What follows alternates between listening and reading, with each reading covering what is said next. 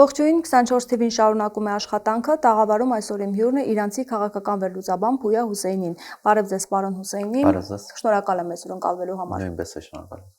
Խոսենք Իրանում ստեղծված իրավիճակից, դեկտեմբերի 28-29-ին ցույցեր սկսվեցին սոցիալ-տնտեսական թեմաներով, հիմնական խնդիրը ներկայացնում են, որ ազգային արժույթն է անկում ապրել եւ նաեւ գների աճ է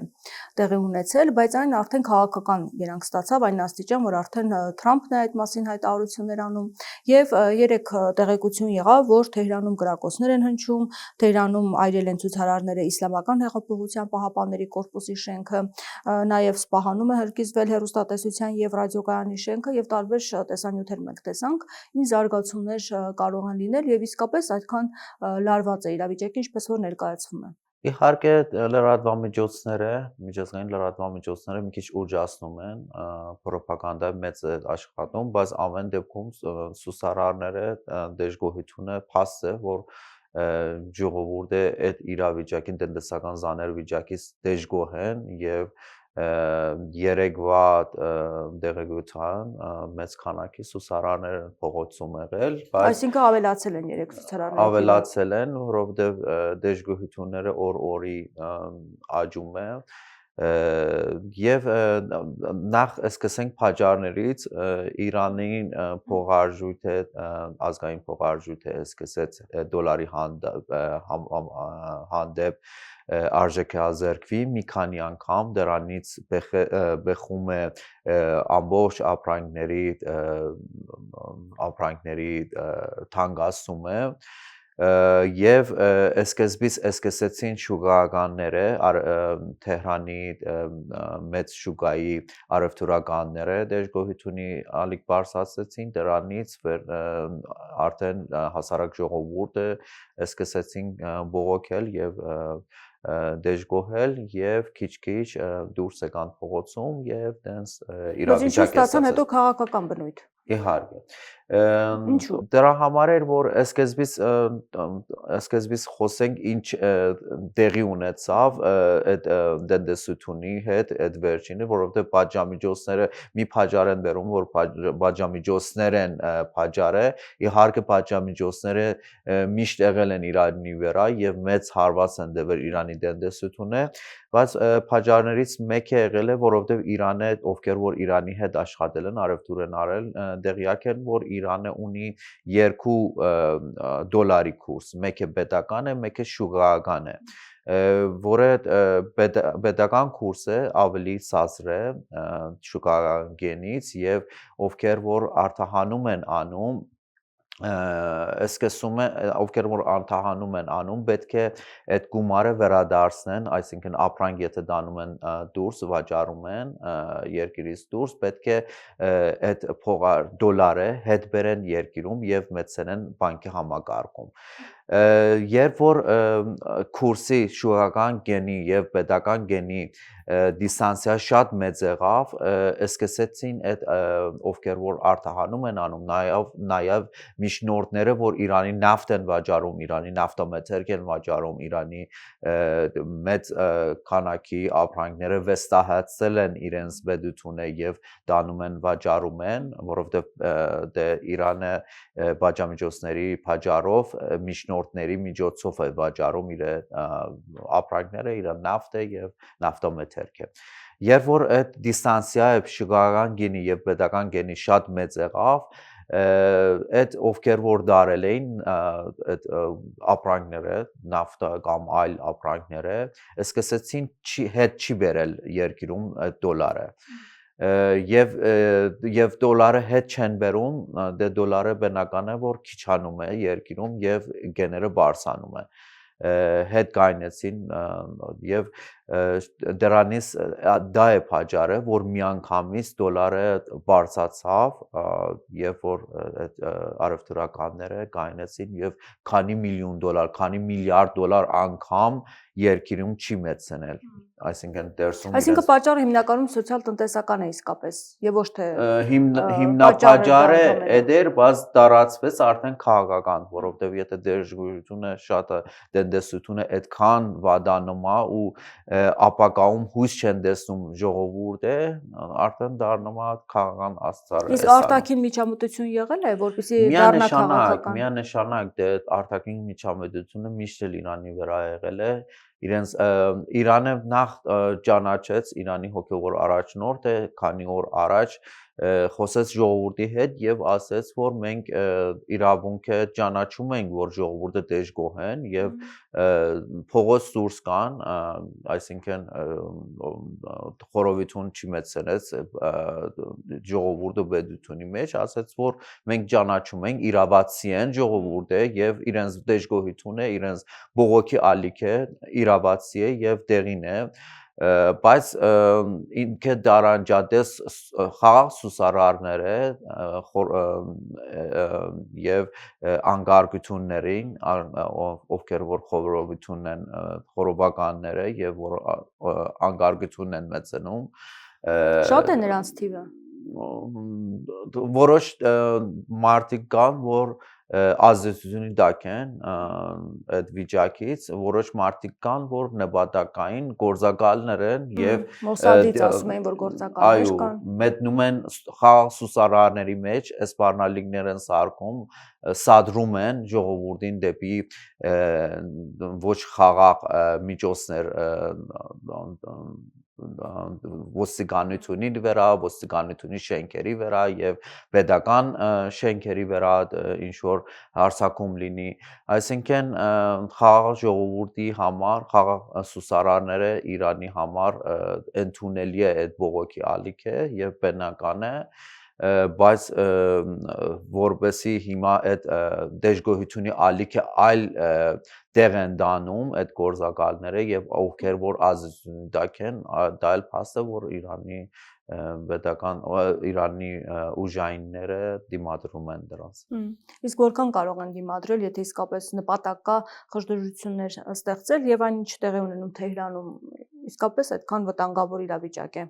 Վտանգավորը կարող է վտանգավոր դառնա, այդ մտահոգությունը կա եւ պետք է դիմանալ, պետք է տեսնել հիմա այսօր Երևանից ինտերնետ էլ անջատված է, որ այդ ազդեցությունը, որ դերսից ներսի վրա կա, այդ կապը կետերը տեղի բնակիչների վրա։ Եվ ասում էին նաև, որ արհեստական բանականությամբ է տեսանյութեր տարածվում նույնիսկ, որ սարսափելի վիճակ է, մարդկանց թիվը ուռճացվում է, կարող է հին քադրեր բերեն, քանի տարվա առաջ քադրեր բերեն, սույս տան ժողովրդին, որ տեսեք շատ այլ քաղաքները շատ սուսարաններ են դուրս եկեն ոգևորեն, որ դուք էլ դուրս գաք, տեխնոլոգիաները օգտագործում են ու միշտ էլ օգտագործել են եւ քննադատություններ կա պետությունի վրա, կառավարությունի վրա, որ ինչի համար այս պահը ընտրեց այդ տնտեսական փոփոխություններին, որովհետեւ ես ասացի երկու տարբեր կուրսեր կա պետական եւ շուկայական, պետությունը որոշեց, որ այդ պետական կուրսը եւ շուկայական կուրսը մեկ կուրս արկի, այսինքն ինչ որ շուկայում կա, դա դառնա պետական կուրս է, որովհետեւ դա փաճառ կդառնա արդեն այդ արևտուրականները, որ ապրանքները դուրս են հանել, այդ քանի միլիոն դոլարը, քանի միլիարդ դոլարը, տեսնեն, որ ձեռնեդուը արդեն շուկայական գին է դարձել դոլարը եւ վերադարձեն այդ գումարները, որը արդեն գարկավորի է տնտեսական խնդիրը եւ պետությունը որոշեց որ զաներ վիրահայություն անի հիվանդ Իրանի տնտեսությունը Նաև կենտրոնական բանկի ղեկավարին կենտրոնական բանկի ղեկավարը մի քանի քաղաքություն որոշեցին պաշտոնյաներ եւ միջոցառումներ կարճաժամկետ, միջնաժամկետ եւ երկարաժամկետ քաղաքություն որդեգրեցին, օրինակ այդ թանկասումների համար սազրեր խավերին եւ միջին խավերին ինչ որ գումարներ են փոխանցում պետությունը, որովհետեւ փոխարինի այդ թանկասումներին կարողանան իրենց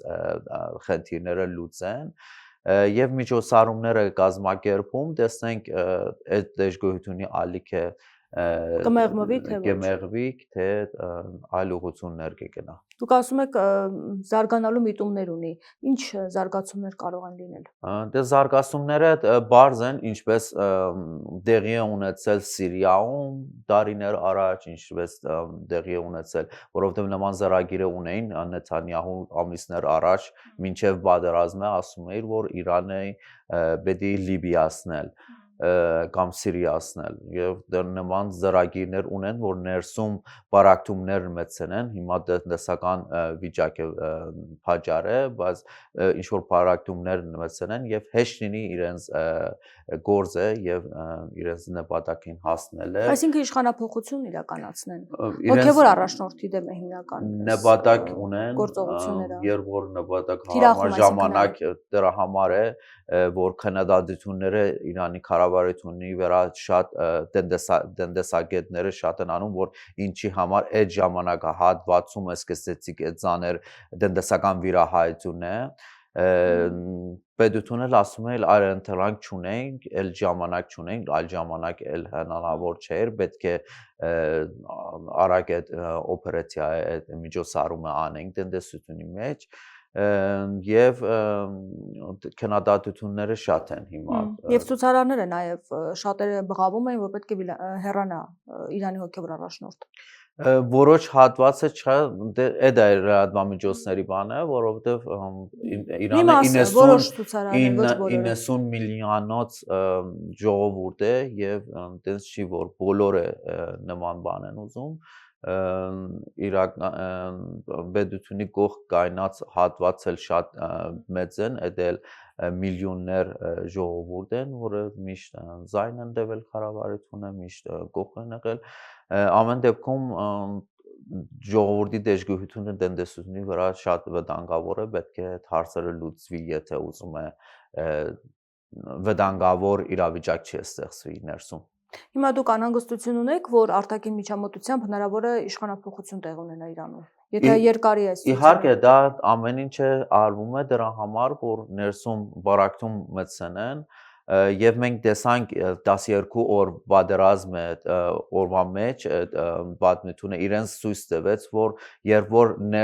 արտաքին միջամտություն է լինում ներսում համ ավելի համախմբվում են ժողովուրդը այն ժամանակ էլ սպասում էին որ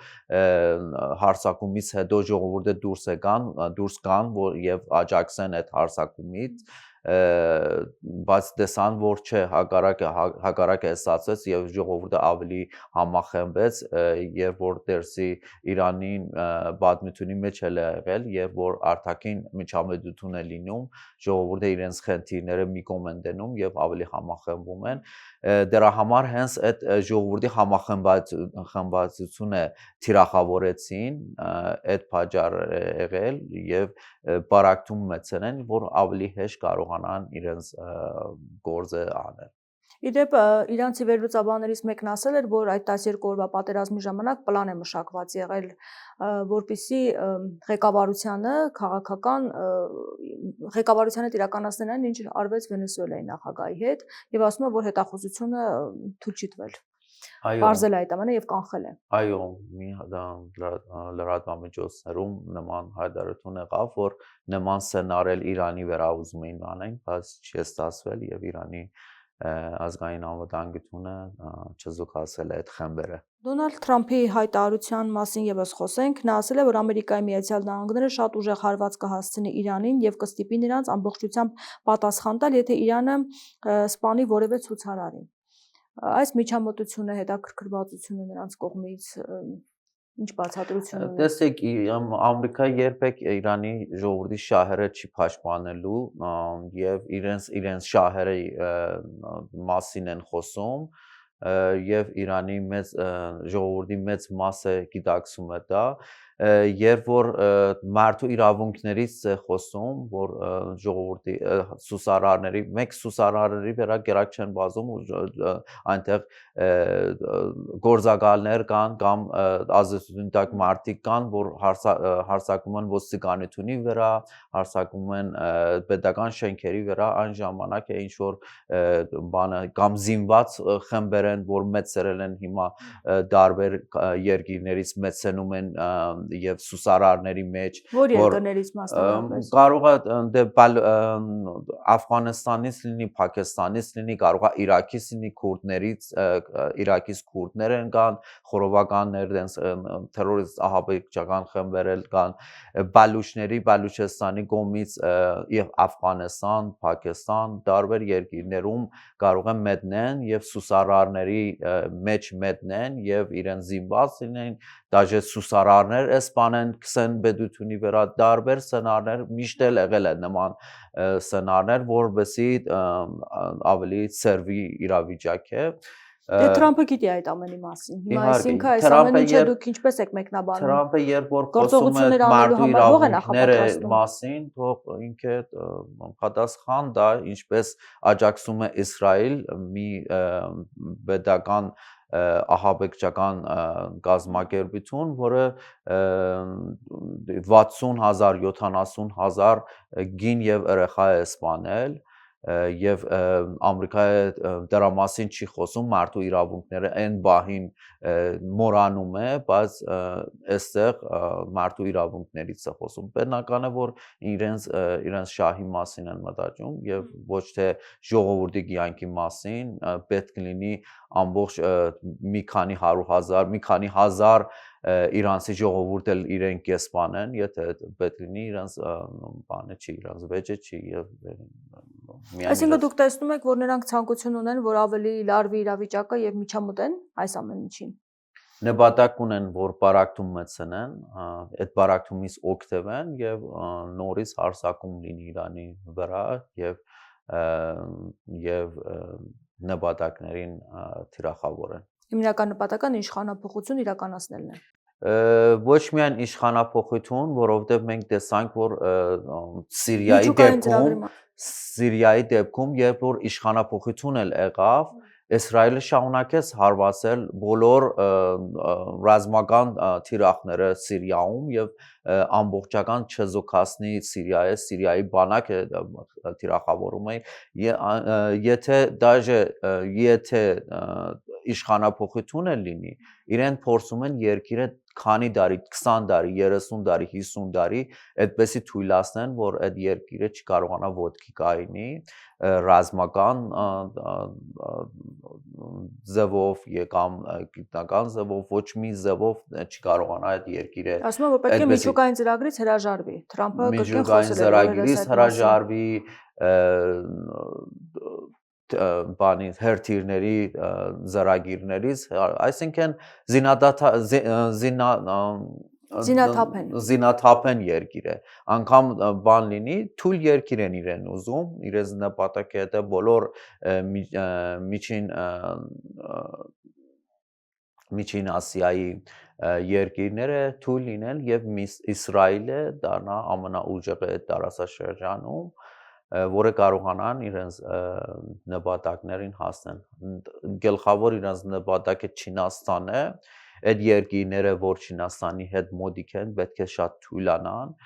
նոր աշխարհակարգ է Թրամփը մեջ բերում աշխարհում եւ դա հենց հին աշխարհակարգի դեմ է։ Մենք տեսնում ենք վերջերս այս երկու օրվա մեջ հայտարարեց Ամերիկա, որ 66 միջազգային կառույցներից դուրս է գալիս, դա ցույց է տալիս, որ ինքը ուզում է փոխարինել իր ուժը բոլոր այդ միջազգային կառույցների մագին կամ այլ միջազգային կառույցներին եւ ինքը իրենց դոկտորինը, որ ուժով խաղաղություն մտցնեն, իհարկե խաղաղություն ճակերտավոր խաղաղություն, որը իրենց ձեռնտու է։ Նաև ռազմական բյուջեն են ավելացնում։ Ռազմական բյուջեն ավելացնում, ապագայում մենք շատ պատերազմներ, շատ փոփոխություններ կտեսնենք տարածաշրջանում եւ այլ տարածաշրջաններում։ Իսկ Թուրքիայի Ադրբեջանի դիրքորոշումը ինչպիսին է այս օրերին Իրանի հետ կապված։ Դե իրանք ձեռնտու է այդ վիճակը, իրանք թույլ Իրանը միշտ էլ Թուրքիայի ու Ադրբեջանի ձեռնտու է եղել, իրեն համագործակցել են Իրանի թշնամիների հետ եւ այն ժամանակ է, որ Իրանը միշտ տարածաշրջանում զսպել է Թուրքիա, զսպել է Ադրբեջանը, Սիրիայում այն ժամանակ, որ Սիրիայի հետ լավ հարաբերություններ ուներ նախին կառավարությունը միշտ Թուրքիայի շահերի դեմ էր եւ դարաշրջանը ամբողջական Իրանի ձեռքում էր Իրաքից սկսած Աֆղանստանին եւ Լիբի, Լեբնան, Սիրիա ամբողջը Իրանի ազդեցություն տակ են Իրան հենց հիմա այս իրավիճակը թույլ Իրանը զրնտու է համ Ադրբեջանին համ Թուրքիային բայց առանձնապես ակտիվություն չենք տեսնում որ ցուցաբերվում է նրանց առհասարակ եւ նաեւ այն ադրբեջանցիները որոնք կան Իրանում նրանց հետ կապված կա ակտիվություն կամ ինչ-որ միջոցառում ադրբեջանցիներ հենց բուն Ադրբեջանի երկիրի քաղաքացիներ չկան Իրանում, Իրանի քաղաքացիներ են, որ ազերիախոս են, չէ, այդքան էլ ակտիվություն չկա։ Իդեպ նկատում են վերլուծաբանները, որ այս անգամ ավելի հանգիստ է։ Ավելի հանգիստ է։ Այսինքն նրանք հետևում են իրադարձություններին։ Իհարկե, բայց զրնտու է իրան այդ վիճակը իրանց համար, որովհետև թույլ Իրան է իրանց համար շատ լավ տարբերակ է ստացվում իրենց արտահայտելու համար իրենց նկերդումները, իրենց նպատակները, իրենց փանթուրքական ծրագիրները։ Այս անկայունությունը, որ Իրանում կա, ինչպես կարող է ազդել Հայաստանի վրա, ինչ է կարծում, ինչ որ փուլում, եթե զարգացումները ավելանան եւ եթե զարգացումներ լինեն եւ վերահսկողությունից դուրս գա իրավիճակը, ինչ վտանգներ կա։ Տեսեք, մեր անվտանգությունը, մեր երկու երկրի անվտանգությունը փոխկապված են, թույլ Հայաստանը, մենք տեսանք այդ քանի տարի, ինչքան թույլ Հայաստանը ազդեց Իրանի անվտանգությունի վրա, թույլ Իրանն էլ կազդի Հայաստանի անվտանգությունի վրա, եթե միջավայրը լարված է, եթե այդ դարաշրջանի միջավայրը վատ դրությունի մեջ է, փոխանցումը այլ երկիրները, հարևան երկիրները եւ անմիջապես կապ ունի Իրանի այդ իրավիճակը Հայաստանի հետ։ Այդ ճանապարհի հետ կապված անհանգստությունները Իրանից որ կան, դուք ինչ եք կարծում, իսկապես խնդիր կա այդ հարցում, թե ինչն է։ Ճանապարհները դե հենց հիմա Իրանի արտաքին գործերի փոխնախարարը Հայաստանում խորհրդատվությունի համար է էսը, որովհետեւ նախարարի տեղակալն է, նախարարի տեղակալ է։ Երեք հանդիպեց Արադ Միրզոյանի հետ, անվտանգության խորհրդի քարտուղարի հետ։ Հենց այդ ճանապարհները մեծ թեմա են, որ Իրանի փոխնախարարը այստեղ է եւ խորհրդակցություն է անում իր հայ գործընկերների հետ, որովհետեւ շուտով Թրամփի ճանապարհը պետք է ծրագիրավորեն, Մայք Փենսը այս ամիս երևի ամսվա վերջ Հայաստանում կլինի, նախապես Իրանը ուզում է տեսնի ինչ է կատարվում դարաշրջանում եւ ճանապարհի հատված, ճանապարհի մասին ինչ է որոշում Հայաստանը, ինչ պետք է տեղի ունենա եւ Իրանի հետ խորհրդակցությունների մեջ են միշտ ինֆորմացիա փոխանցում է Հայաստանը Իրանին, որովհետեւ Իրանը անհանգստությունների տեղ չունենա, բայց ամեն դեպքում Իրանը ոչ թե չի վստահում Հայաստանին, այլ չի վստահում այլ կողմերը, որովհետեւ այդ պայմանագիրը, համաձայնագիրը Հայաստանը 3 կողմ ունեցել է, մեկ Ադրբեջանը, մեկ Ամերիկայը, մեկ Հայաստանը։ Ինչքան էլ Հայաստանին հավատա, ինչքան էլ վստահի, այլ կողմերին չի վստահում, որը պատմությունը ցույց է տվել միշտ իրենց խոսքի դեր չեն կայնել եւ որ Իրանը Միացյալ Նահանգների հետ բանակցությունների մեջ էին, հենց իրեն սկսեցին հարձակվել Իրանի վրա եւ բազմիցս իրենց պայմանագիրները, համաձայնագիրները չեն իրականացնել եւ խաբել են։ Դուք ասացիք, որ հունվարի վերջ գալու է ԱՄՆ նախագահի տեղակալը։ Այո, պետք է Հայաստանում լինի, հիմա չգիտեմ ինչքան հավաստի է լուրերը, թե կգա թե չկա, ամեն դեպքում Իրանը ուզում է։ Կարծում եք դրանով է պայմանավորված, որ եկել էր Իրանի արտգործնախարարի տեղակալը։ Ոչ թե դրանով էր, միշտ խորհրդակցություններ եղել են, բայց ամեն դեպքում ուզում է Իրանը այս փուլում հասկանա, որ ինչ պլաններ ունի այդ ճանապարհի մասին, մանրամասները, դե այն ժամանակ որ նոր էին համաձայնագիրը կենքել, շատ մանրամասները հայտնի չէին դաժե Հայաստանի կողմից։ Հիմա ինչ որ փուլ անցել է, արդեն ավելի հստակացրել են այդ ճանապարհի մասին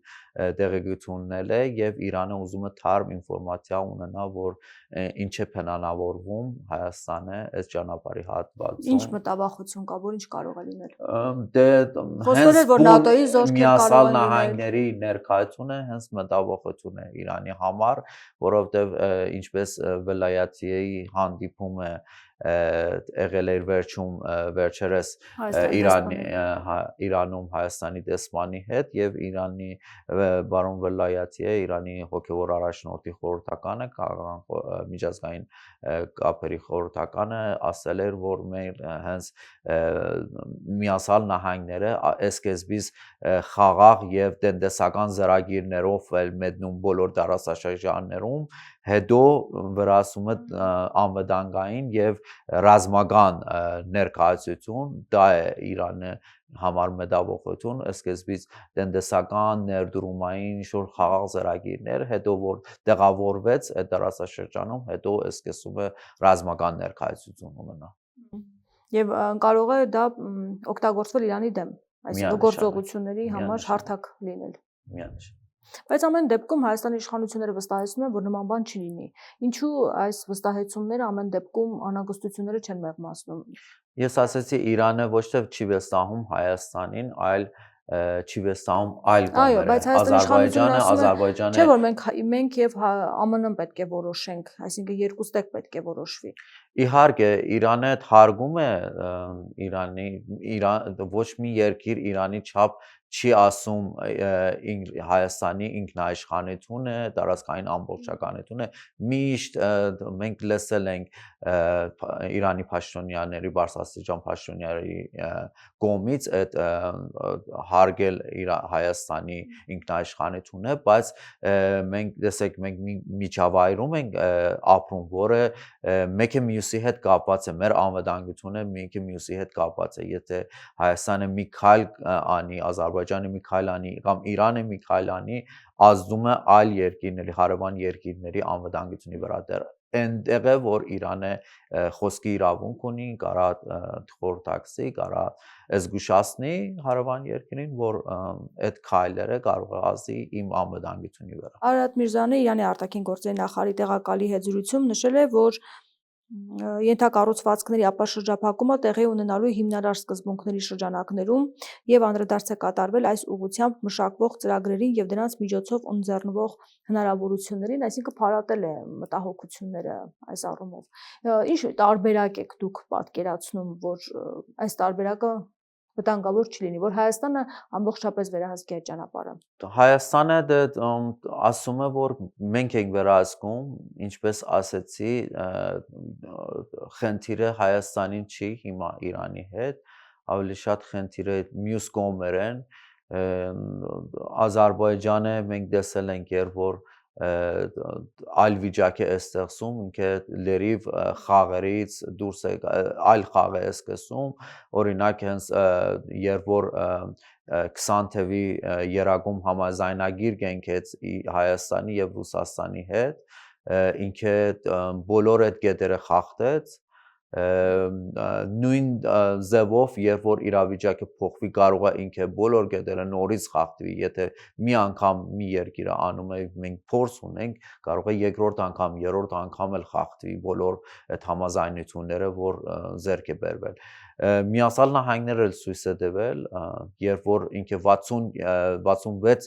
միջազգային կառույցից դուրս է գալիս, ցույց է տալիս, որ այդքան ամուր չի այդ երագում համաձայնությունները, երբ որ հարմար չի լինի Իրան, ինքը հանգիստ կարա դուրս գա այդ համաձայնագիրները կամ իր ուքութով, իր շահերով լուծի այդ համաձայնությունները, երագում համաձայնությունները կամ այլ կերպ է ստացվի, որովհետև ինքը համարում է ինքը ավելի աշխարհում իշխող ուժ եւ ինչ ուզենա կարա թելադրի բոլոր երկիրներում։ Մենք տեսնում ենք բոլորին ինքը թելադրող ուժ է հանդիսանում եւ այդպես է ուզում, որ ամեն իր կամքը թելադրի։ Կարող է իրավիճակը փոխվի եւ այդ համաձայնությունները այդքան ամուր չլինեն, ոչ մի գարանտիա չկա դրա վրա, դրա համար է Իրանը մտահոգում, ինչքան էլ Հայաստանի կողմը հավաստիացնի Իրանին, որ մեր ճանապարհները մեր վերահսկությունի տակ են լինելու, Իրանը մտածում է ավելի երկար սպառնալիքների մասին, ավելի երկարաժամկետ սպառնալիքի մասին, որ կարող է հետագայում հիմա այս պահին նորմալ է, բայց հետագայում այլ բաներ է ստացվի։ Այսինքն հիմնական խնդիրը Ամերիկայի Միացյալ Նահանգներն են։ Եվ Ադրբեջանը, եւ Թուրքիան նաեւ։ Բայց Եվ Իսրայելը նաեւ։ Այո, ճանապարհի հետ կապված, բայց երբ որ նոյեմբերի 9-րդ կետի մասին էր խոսվում, ես հիշում եմ, որ Իրանի դեսպանն ասում է, որ ռուսները եւս չպետք է վերահսկեն։ Միանշանակ Իրանը մերժում է երրորդ կողմի վերահսկությունը Հայաստանի ճանապարհների եւ տարածքների վրա եւ միայն ընդունում է Հայաստանի վերահսկությունը այդ ճանապարհներին, որովհետեւ միջազգային իրավունքներից է բխում եւ Իրանի շահից է բխում եւ դա միջազգային նորմ է երրորդ կողմ ասելով նաեւ Ռուսաստանը, նաեւ Չինաստանը, նաեւ Ամերիկայը, նաեւ Եվրոմիությունը բոլորին է, նաեւ Իրանը ինքը մերժում է այդ երևույթին, որ երրորդ կողմը կա Հայաստանի ճանապարհները վերահսկի։ Որևէ օգուտ չկա Իրանին տնտեսապես այդ ճանապարհից, որովհետև խոսում է, որ այն տնտեսական հնարավորություններ է տալիս եւ Հայաստանի եւ ենթակառուցվածքների առումով։ Եթե ընդհանուր մենք հաշվի առնենք, եթե ընդհանուր խաղաղություն լինի, երկարաժամկետ, կարող է Իրան էլ օգտվի, բայց դե միջավայրը տեսնում ենք Միացյալ Նահանգները գնում է բախմանը Չինաստանի հետ եւ ամբողջ այդ դարաշրջանները միշտ փոփոխությունների ենթակա են լինելու դա է խնդիրը, որ եթե հա վստահ լինենք երկարաժամկետ խաղաղություն է լինելու, հարևան երկիրները կարան խաղաղ իրանց հետ հարաբերություններ ստեղծեն, հա Իրան էլ կարա օգտվի այդ իրավիճակից եւ Իրանը կողմ է նման միջավայրը ստեղծելը, բայց հիմնական խնդիրը այլտեղ է։ Շնորհակալ եմ զրույցի համար։ Զրուցակիցս իրանցի քաղաքական վերլուծաբան Փույա Հուսեյնին էր։ Շարունակեք մեզ հետևել։ Կհանդիպենք։